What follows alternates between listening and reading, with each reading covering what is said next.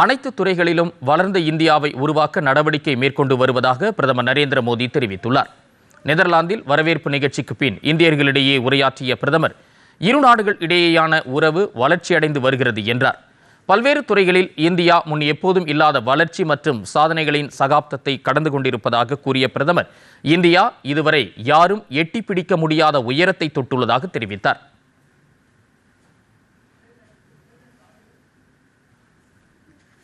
जिस स्केल पर भारत डिजिटलाइजेशन कर रहा है वो अभूतपूर्व है।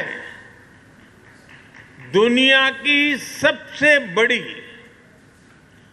Government funded health insurance scheme Bharat चला रहा है।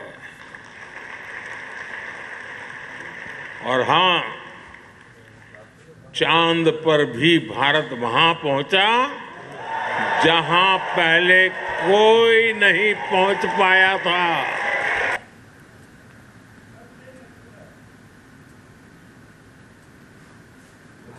முன்னதாக நெதர்லாந்தின் ஹேக் நகரில் பாரம்பரிய முறைப்படி பிரதமர் நரேந்திர மோடிக்கு வரவேற்பு அளிக்கப்பட்டது.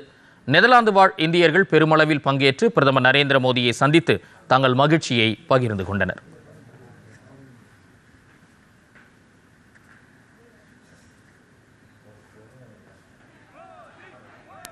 ஐந்து நாடுகளுக்கு அரசுமுறை பயணம் மேற்கொண்டுள்ள பிரதமர் நரேந்திர மோடி இரண்டாம் கட்டமாக நெதர்லாந்து சென்றுள்ளார்.